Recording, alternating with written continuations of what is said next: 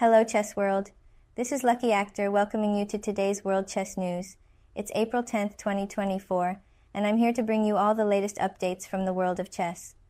Let's start with Candidates Tournament first, and then we shall move to the other news of the day. Hikaru Nakamura won in a dramatic endgame against Alireza Firouzja. Alireza, with white pieces, went for Italian opening, and it was quite even throughout the entire game until Alireza was in severe time pressure towards the end. He could easily simplify the game playing some natural moves, but even under time pressure he chose a complex path to keep the endgame alive. He pushed a pawn going into a forcing line that would eventually win him the exchange at the price of 2 pawns. Hikaru accepted the challenge while both of them had to blitz out the moves as the clock was ticking on increments only. In this severe time scramble, Hikaru had to find a very critical king move to create a winning chance, and he did it almost instantly. After that, Alireza did not have much to do, and very soon he resigned. Out of nowhere, Hikaru bagged his much-needed victory, and Alireza went down to the bottom of the point table. A rook endgame, 3 against 3, and there's really no reason why white would ever lose this.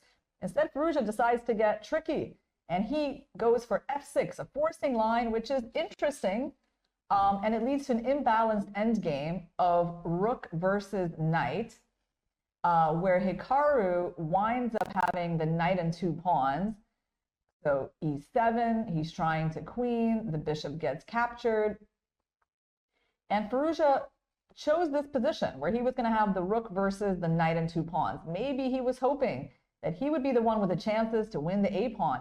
But the truth was that the knight and the active king and the d pawn were actually quite powerful, and black was not in any danger. So for the first few moves, Firouzja plays well. Gukesh won a queen and pawn, ending in another drama with time scrambles. There was another interesting turn of events in Gukesh versus Abasov game. The Hat had been fighting to create chances throughout the game, but no one actually had an upper hand. Then suddenly the game became alive when both players went into time pressure.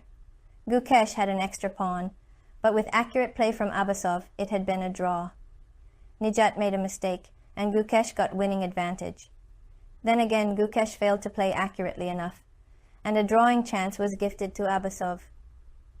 Abasov could not hold on to it though, and with some accumulated time from increments, Gukesh made no other mistake to clinch another victory will eventually put him to the top of the leaderboard with Ian Nepomniachtchi. Nepo saves a losing game against Prague's amazing opening preparation. In Petrov's defense, Pragu went for a brilliant knight sacrifice that eventually put him in a winning position. However, Ian fought it out as Pragu was forced to exchange the queens, as the youngster delayed capturing on h6 with his well-placed rook. Ian did not offer any more chance and managed to win the game and share his lead with Gukesh. Vidit versus Caruana game ended in a draw as well. Queen e5 is kind of obvious. I'm surprised Prague didn't see this. But the point is, after queen takes a2, the best move is not rook h6 check, which is an advantage, I grant you, but actually this fantastic move. And I think it was probably this that he missed. Once he missed that chance, he didn't even go for the second best option. Katerina Langno missed a win while all 4 games in women's candidate ended in draws. For the first time in this tournament, women's candidates saw all draws, although the round has produced some hard-fought games. Let's have a look into the standings and the exciting pairings for round 6.